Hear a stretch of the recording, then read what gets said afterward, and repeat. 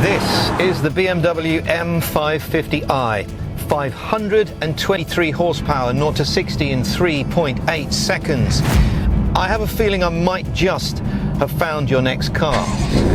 In this video, we're going to have a look at everything that is wonderful about this incredible machine, and hopefully one or two things that aren't.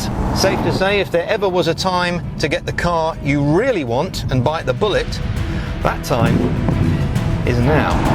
I've driven nearly every single 5 Series ever made. I started my journey on YouTube because of it, and I've owned nearly all of them because they are brilliant. So this new one better be good. First of all, what is it? Well, for me, this is an opportunity. In fact, there's 3 opportunities here. Number 1, real-world power for the road, not the track. Number 2, probably your last opportunity to get a V8 in a BMW that isn't an M car. And number 3, you get to do this every day. But what makes this car really special is how good you make it. Yes, I'm about to spend your money. The first actually comes with the M550, which is the M Sport Differential, which I know you know this, but just in case your mum's watching, the 2 rear wheels are electronically regulated. The speed of them changes to help you get in and out of a corner better. This makes for better traction and incredible handling, but this car has gone one step further. Not only do you have the M Sport suspension, which you can change the mode depending on how you feel, but this has got M Sport Suspension Professional. That includes rear wheel steering and electronic active roll bars, making this car feel about this big.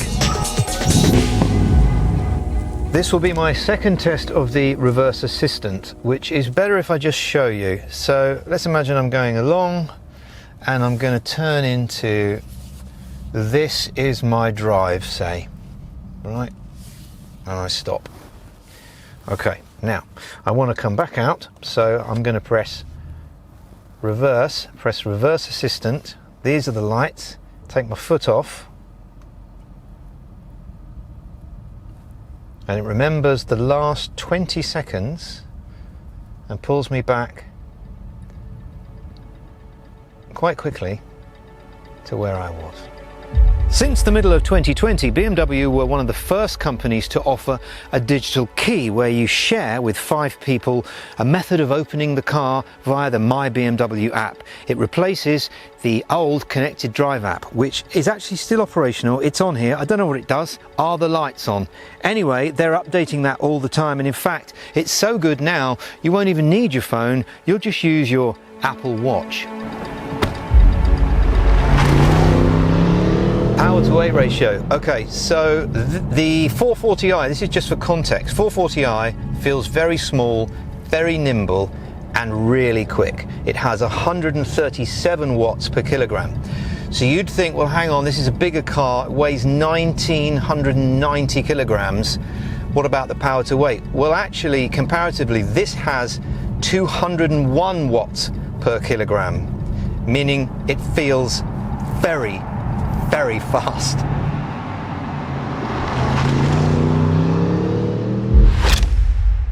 Now, you already know about the voice assistant, which controls all of the car just using a specific command or by calling the car a name of your choice. I don't use that. I use this button, which is brilliant because it recognizes keywords. Give an example. Let's try with a location. So press the button and just say a keyword. Elvetham Hotel, Hook. I found several destinations. Good, right? But what you might not know is that this also can connect to your home. You can control your Alexa, open the garage, turn the heating on, and you can connect to a concierge, a person in the sky who's a real human, and it all comes with your BMW when you get one. I think it's for the first year or 3 years. It used to be 3 years. I think it might just be a year now. There you go, that's something for the comments. But the best thing of all that's new is that you can pay for your car parking using the screen. The screen and the car knows which car park you're in, and you can pay without leaving the car. This particular one has the BMW Laser lights, which are brilliant, and they are always developing. So I've got laser lights on my car, and unfortunately I think I'd probably have the LEDs. Now these are an upgraded version of them, but in order to see them working properly, the lasers, you have to be on a completely dark road with no other cars and no other lights. Now I've seen them working on my car maybe 3 times in about 2 years. So would I spend them? I'd maybe just get the LEDs. Because they do the same thing, all the dancing behind the car in front, lighting up the verge, depending on which country you're in, the verge or the verge. Might have just saved you some money there. Money you can spend on something else. Like this radar cruise. It's actually called Driving Assistant Professional, but it used to be just radar cruise. Then they added radar cruise stop and go, which I'm using now. There's a green thing. There's the car in front. It's slowed down because it's in town. It knows the speed limits. It knows there's roundabouts. But then it went on to 18 other different safety features that are automated. All sorts of ideas. Don't reverse into my car in a car park. You know, don't pull out of a drive when there's someone coming. All designed to save your life and your paint. Comments quiz. Why do people not put it on their cars? I don't get it. I know that you get it with VW and all the others as standard, and it really should be standard. Oh, braking. No, see, it does it all for me. Brilliant. One thing I'm not a fan of is the Dakota leather. It comes as standard. It's not, just get the napper, okay? This seat is amazing. This one's obviously got the napper. It's worth every penny.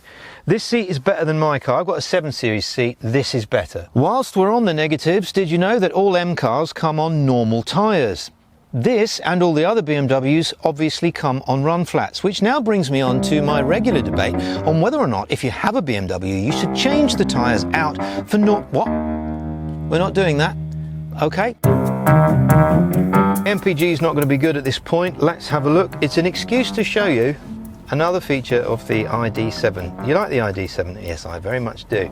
So here's an interesting thing. I actually thought when they first did this that this was a bit matte.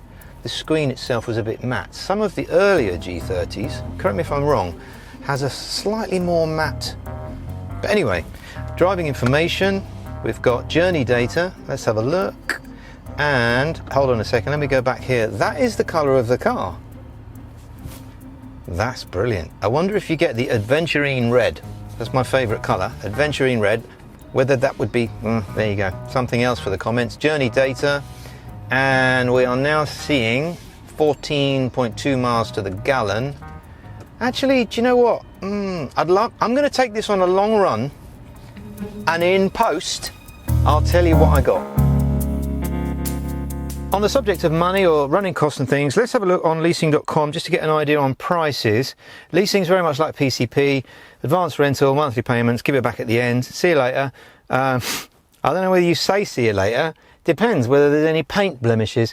Anyway, so there's the M Sport, that's the SE, 520, that's actually not bad for such an advanced new car. Wow. For a laugh, let's have a look for the M550. Which is coming up about this much, and all right, let's just say it is £750 a month. That works out at £25 a day. I don't think you'd hire one for that, would you? Is that Hertz? This is an intoxicating experience. Speaking of Leasing.com, they all seem to think that I'm the BMW expert in their office, which is weird because I'm not. I think it's because I've had a lot of BMWs, possibly like you, been through all the problems, all the tweaks, seen how well they deal with it, wiped the floor with everybody else in that respect. But anyway, I think they said to me, you will be the perfect person to know whether this G30 is any good. You know, the facelift. And it really is. I picked this up this morning, 20 minutes of expletives. Did you know that in the UK there are now 34 million cars? That's a 38% increase in the last 20 years. Everybody is going everywhere. That's before we talk about COVID. Now a 60-mile journey will take an average of 85 minutes, which is very annoying if you've got one of these. But I have a workaround. If you have one of these, the rules have to change.